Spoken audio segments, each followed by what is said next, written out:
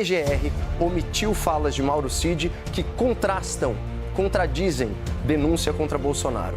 PGR turbina acusação contra Bolsonaro com conclusões que nem mesmo a Polícia Federal bancou. A atitude de Bolsonaro é uma demonstração de força ou provocação, Coppola? Ele foi nesta terça-feira, agora disse que volta na quarta. Olha, na minha opinião, nenhuma coisa nem outra. Eu vi isso muito mais como um ato de convicção do Bolsonaro sobre a sua própria inocência. Por um julgamento que é essencialmente político. Eu vou além, é político e eleitoral, porque os próprios ministros já fizeram declarações nesse sentido, especialmente considerando que, segundo a apuração do Datafolha, da Folha de São Paulo, na verdade, o julgamento do Bolsonaro tem ritmo 14 vezes mais rápido que o mensalão. Eu, se tivesse um filho que fugiria do país com receio, sendo deputado, de ser punido por algo que sequer está sendo cogitado num processo, eu faria o mesmo. É uma estratégia correta do Jair Bolsonaro, especialmente depois que seu filho fugiu para os Estados Unidos.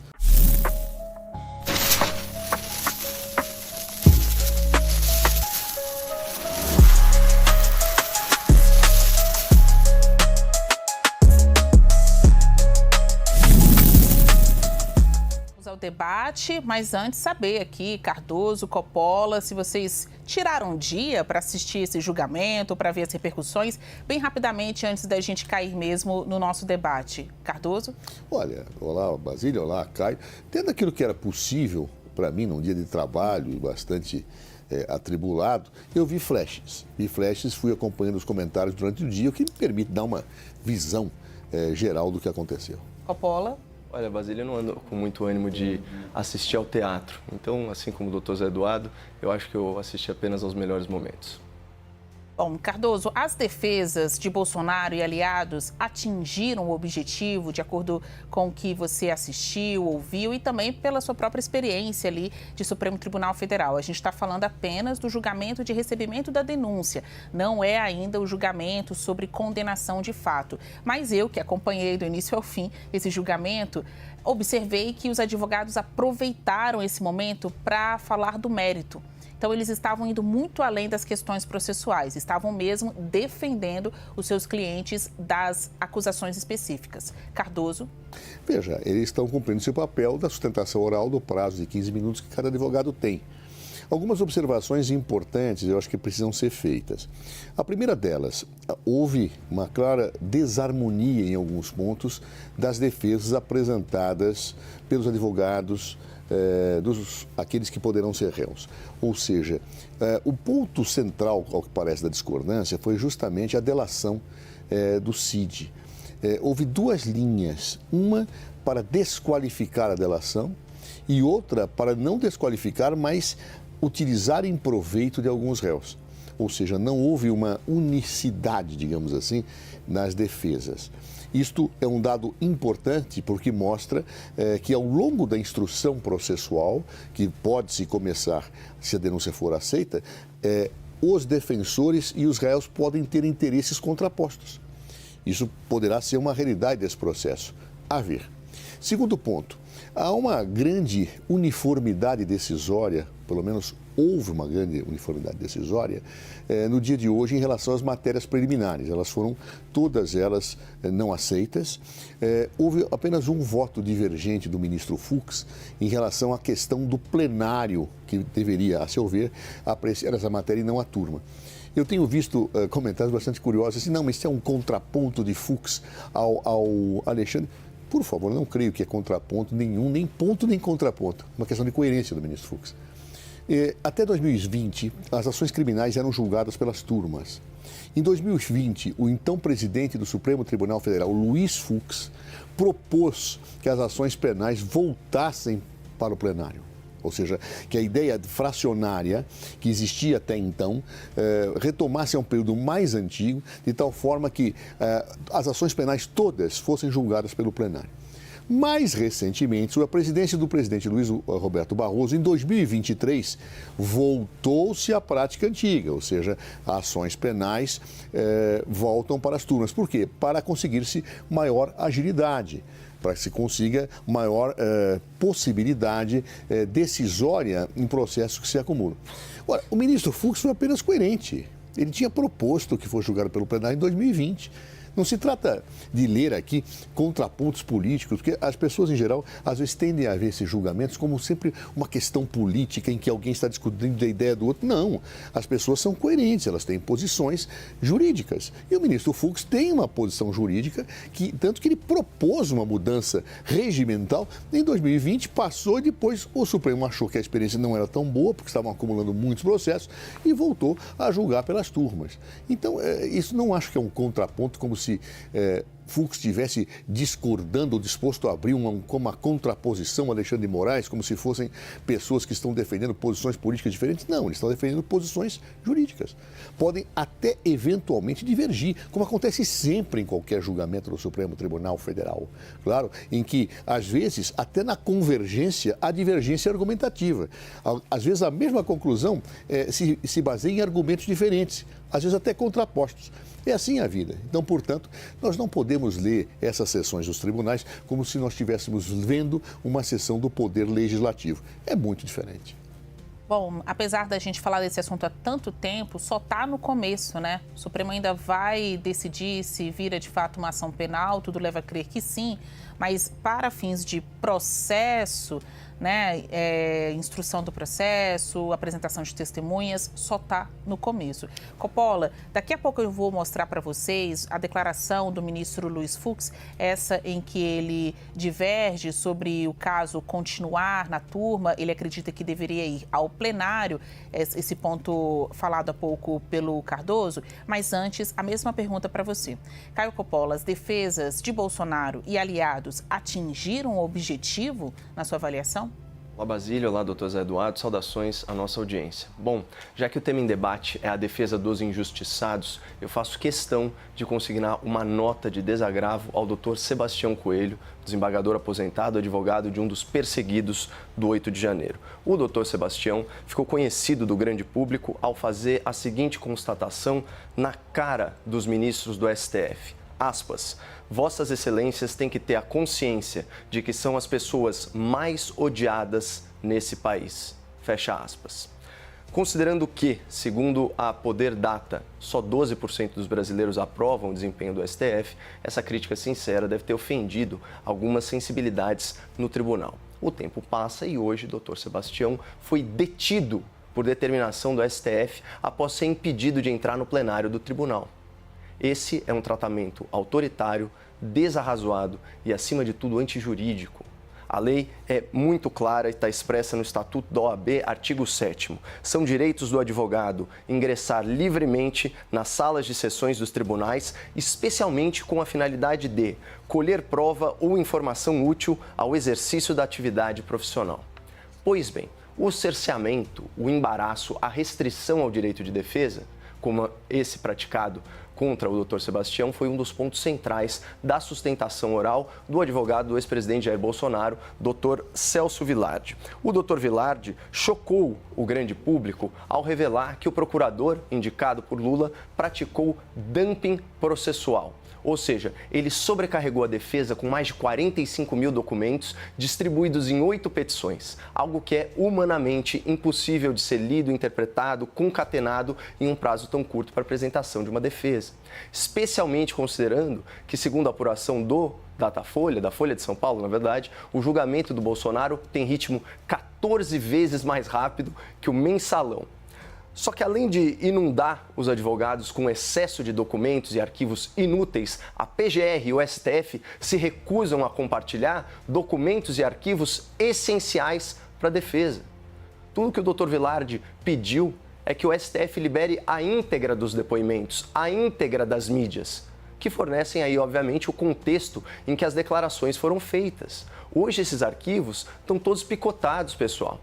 É como disse o advogado, este é o recorte da acusação. A defesa tem direito a fazer seu próprio recorte. Mas isso agora é impossível, porque o conteúdo da denúncia está todo editado. Mas eu fico pensando, será isso que o Dr. Dias Toffoli quis dizer quando afirmou que o STF era o grande editor do Brasil? Bom, Outro argumento preliminar da defesa de Jair Bolsonaro diz respeito ao testemunho do senhor Mauro Cid, o delator que chegou a desabafar para pessoas próximas que estava sendo coagido e ameaçado para alterar o seu depoimento na tentativa de incriminar Bolsonaro.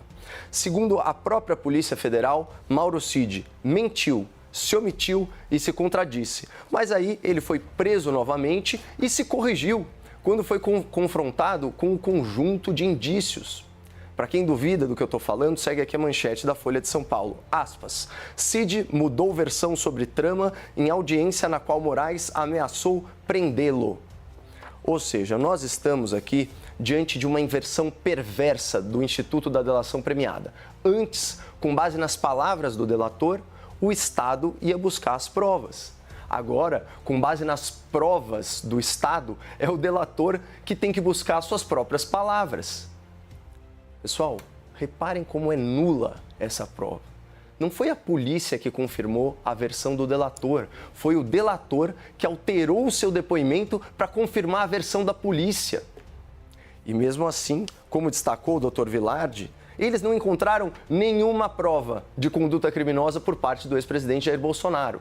Nenhuma mensagem nos seus dispositivos eletrônicos ou na sua nuvem, nenhum documento na sua posse, nem mesmo uma única conexão entre Jair Bolsonaro e os atos de 8 de janeiro. Talvez por isso, o procurador escolhido pelo Lula tenha optado por costurar uma narrativa repleta de suposições e acusações sem prova, ou acusações que contrariam as provas colhidas. E mais uma vez, se você não acredita em mim, então acredite nas manchetes da Folha de São Paulo. PGR omitiu falas de Mauro Cid que contradizem denúncia contra Bolsonaro. PGR turbina acusação contra Bolsonaro com conclusões que nem mesmo a Polícia Federal bancou. Cid, o delator, e militares contestam em depoimento teor de reunião de oficiais denunciada pela PGR. E, finalmente, Bolsonaro aceitou matar Lula, diz PGR, sem comprovar. Portanto, Basília, a resposta para a questão em debate é sim. O objetivo do dia foi alcançado. Os advogados dos perseguidos do 8 de janeiro expuseram os métodos arbitrários da PGR e do STF para condenar os seus adversários políticos. Que métodos são esses? Mudanças casuístas de jurisprudência, formação de um tribunal de exceção, produção de provas sob coação e ameaça e, como eu disse lá no começo, cerceamento de defesa. Agora a gente vai mostrar um trecho importante desse julgamento, quando a primeira turma do Supremo Tribunal Federal formou maioria contra o pedido dos denunciados para que o julgamento fosse levado ao plenário da Corte. O único ministro que votou a favor foi Luiz Fux, que disse que o assunto não está pacificado. Vamos ouvir. Essa matéria não é tão pacífica assim. Essa matéria já foi mudada e remudada e voltou-se à tese originária várias vezes. Ou nós estamos julgando pessoas que não exercem mais função pública e não têm foro de prerrogativa no Supremo, ou nós estamos julgando pessoas que têm essa prerrogativa e o local correto seria efetivamente o plenário do Supremo Tribunal Federal. Cardoso, a divergência coloca Fux como um contraponto a Moraes. Você até já falou um pouco disso na sua última resposta. Mas, na prática, quando você tem qualquer ministro falando algo diferente do relator Moraes, já parece que, para além de uma divergência, é uma oposição. Qual o tom que você analisa essa sessão de hoje? O tom que nós devemos analisar qualquer sessão de um tribunal. Essas divergências são absolutamente comuns, corriqueiras, especialmente no caso do ministro Fux, já tinha uma posição anterior sobre isso. Então, ou seja, não é uma... Quando eu estou na Câmara dos Deputados, eu tenho o contraponto, ele está fazendo oposição. Aqui as pessoas expressam suas opiniões jurídicas. E de forma... Aqui não quer dizer que ele vá concordar ou discordar de Moraes no futuro, isso é um problema que nós vamos ver. Nesse ponto, ele tem uma posição, ele tem que ser respeitado como tal. Isso não é uma corte que faz embates políticos como no Legislativo. Ele dá juízos de avaliação técnico-jurídica. E isso, me parece, é com estes olhos que nós devemos olhar. Mas faço algumas observações que são importantes. Advogados têm direito a entrar nos recintos? Tem, mas não têm direito a ficar gritando e atrapalhando sessões.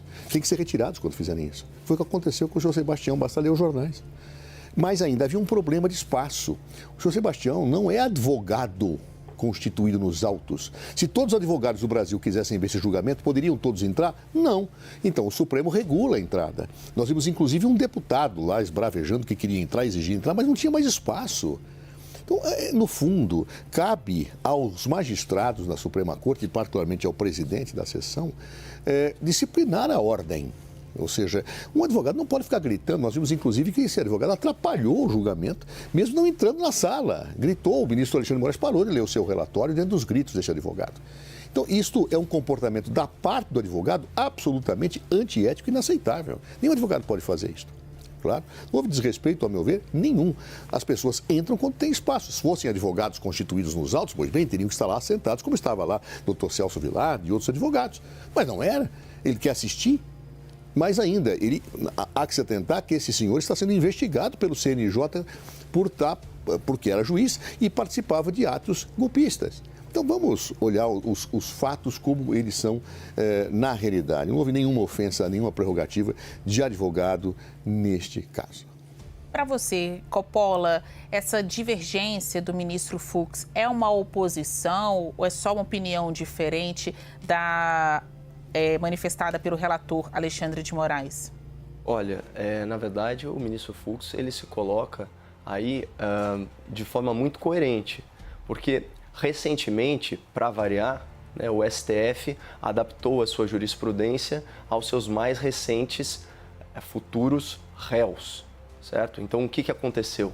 Ele, de novo, determinou, né, deve ser a enésima mudança nesse posicionamento, ele, de novo, determinou que a prerrogativa de foro, ela permanece mesmo depois que a autoridade deixou o cargo. Se, enfim, o ato que está sendo avaliado se deu em razão do cargo. Não era o entendimento. Tanto que, depois que o presidente deixava o cargo, os autos eram remetidos aí para a instância competente, certo? Não, agora não, porque é hora de julgar nosso adversário político e, afinal de contas, o presidente do tribunal já deixou muito claro, né, que ele enfrentou o bolsonarismo, que ele enfrenta o bolsonarismo. O senhor Gilmar Mendes também já deixou muito claro o que pensa a respeito, sem falar nos demais. Então, esse é um ponto. Eles querem a prerrogativa agora de julgar aí os aliados do ex-presidente perpetuamente.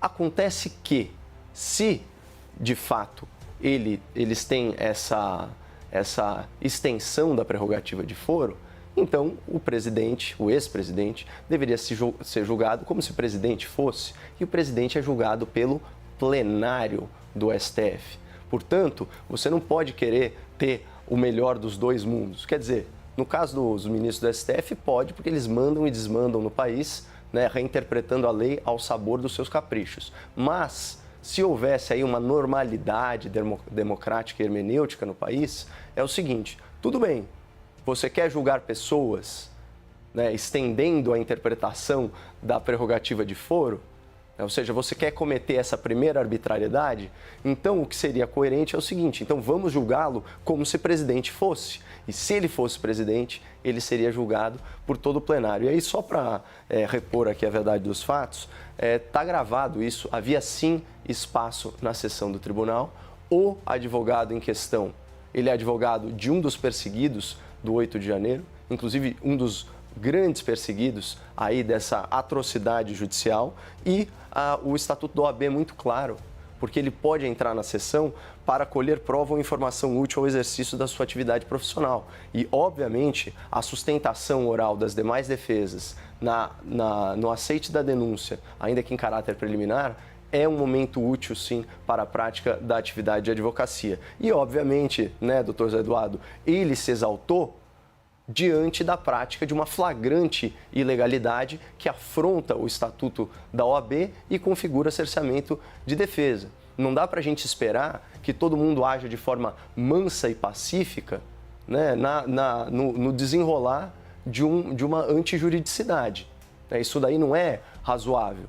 E aí ele levantou o tom de voz, né, numa demonstração legítima, e foi tratado aí com extremo autoritarismo. Vou dar 30 segundos para cada lado. Antes, só destacar que hoje mesmo recebi mensagem de espectadores da CNN, na internet, enfim, perguntando por que o julgamento está no Supremo Tribunal Federal. Parece uma coisa tão simples, né, para a gente que fala disso todos os dias, mas porque o STF reafirmou que o foro privilegiado continua valendo mesmo para aqueles que já deixaram a função, os seus cargos, isso no caso de crimes supostamente praticados durante o exercício do cargo. Então é isso. Uma hora a regra muda, mas a regra de momento é esta. Bom, agora 30 segundos para cada lado. Cardoso. Veja, o senhor Sebastião não era advogado daquele processo que estava sendo julgado, ele é de outros correlatos, mas não daquele. Segundo, ele pode perfeitamente acompanhar tudo que está sendo feito pela televisão, como nós acompanhamos, se não havia espaço. O espaço não é delimitado por cadeiras vazias, mas por padrões de segurança, que a segurança do Supremo estabelece. Ou seja, eles têm que verificar quantos dão para entrar, quantos não dão para entrar. Terceiro, um advogado não pode se comportar da forma que ele se comportou, não é berrando que ele vai fazer valer um eventual direito que tivesse sido ferido. Ele poderia chamar a Ordem dos Advogados do Brasil e a Comissão de Prerrogativas para que comparecesse ao local. Mas não era o caso. A Comissão de Prerrogativas ia dizer, meu senhor, não é o caso, o senhor não é advogado deste processo, é de outro. Segundo, o senhor pode acompanhar perfeitamente isso pela televisão se quiser ver ao vivo. O senhor pode depois olhar os autos. O senhor precisa estar lá, presente, para fazer isso. Por quê? Porque a segurança diz que não há espaço. É simples compreender esta realidade, mas o senhor Sebastião não compreendeu. Coppola, seu tempo. Vamos falar das nossas faculdades, né? Ele pode sim, talvez, acompanhar pela televisão, não é a mesma experiência. Eu, particularmente, doutor Zé Eduardo, prefiro quando estamos no mesmo estúdio, inclusive. Ele pode acompanhar pela TV, mas ele também pode acompanhar nas salas de sessão, como diz a lei. São direitos do advogado ingressar livremente nas salas de sessões dos tribunais. Essa é a lei. Ao invés da gente discutir a reação do advogado que sofreu contra si uma ilegalidade, a gente deveria discutir o procedimento autoritário do Supremo. O ex-presidente Jair Bolsonaro assistiu no próprio Supremo Tribunal Federal ao primeiro dia de julgamento da denúncia do plano de golpe. Bolsonaro se sentou na primeira fileira ao lado de seus advogados. O ex-presidente, olha aí na tela, ele está mexendo no celular ao lado de Celso Vilardi. O ex-presidente avalia que essa decisão de comparecer ao julgamento foi acertada e, por isso, deve repetir a atitude na sessão desta quarta-feira. Tem apuração sobre isso no site da CNN Brasil. Para aliados, a presença de Bolsonaro impôs respeito e demonstrou que o ex-presidente não teme nada. Um defensor de Bolsonaro disse ainda que a decisão de ir pessoalmente ao STF foi fruto de um brainstorm, em que advogados e políticos discutiram a estratégia. Olha só, a orientação foi, no entanto, que durante todo o tempo, Bolsonaro evitasse declarações que pudessem ser consideradas desrespeitosas. Agora a gente vai ao debate, começando este bloco pelo Coppola. A atitude de Bolsonaro é uma demonstração de força ou provocação, Coppola? Olha, ele foi nesta terça-feira, agora disse que volta na quarta. Olha, na minha opinião, nem uma coisa nem outra. Eu vi isso muito mais como um ato de convicção do Bolsonaro sobre a sua própria inocência. Então, é uma pessoa que está confortável aí para entrar em um ambiente hostil, né? Aí diante de autoridades que envidaram toda a sorte de esforço para prejudicá-lo injustamente. Né? Vamos falar aí nas investigações no âmbito do STF, do TSE, em que certas autoridades judiciais foram instruídas a usar sua criatividade para encontrarem provas. Vamos falar aí de uma série de procedimentos fora do rito, de ordens ilegais, sem a devida fundamentação, esse tipo de coisa. E ainda assim, ele estava lá, né, mostrando que realmente é convicto sobre a sua própria inocência e, de certa forma, também dando uma dimensão humana para um julgamento que é essencialmente político. E eu vou além, é político e eleitoral, porque os próprios ministros já fizeram declarações nesse sentido. E isso explica, inclusive, a velocidade relâmpago com que todos esses procedimentos estão sendo tocados. Então, no geral, eu achei muito significativo, simbólico, a presença ali do grande perseguido de todo esse imbróglio judicial, de estar lá encarando de frente aí os seus injustos algozes. Foi considerada uma surpresa essa ida de Bolsonaro ao Supremo, Cardoso? Na sua avaliação, é uma atitude que demonstra mais força ou provocação? Acho que é uma estratégia correta do Jair Bolsonaro, especialmente depois que seu filho fugiu para os Estados Unidos. Ou seja, ele tinha que mostrar a presença, que estava disposto a enfrentar a situação, para não passar aquela imagem que Eduardo Bolsonaro passou de debilidade, de medo, de enfrentar circunstâncias frente às quais ele sequer estava sendo ameaçado. Jair Bolsonaro vai, marca a sua presença, indica com isso, aparentemente, que vai estar disposto a falar do depoimento que ele vai prestar no processo, porque, salvo o melhor juízo, ele não falou praticamente nada durante o inquérito, né? Ele se omitiu de falar. Então, isto tudo dá uma dimensão que eu acho correta do ponto de vista tático da defesa de Jair Bolsonaro.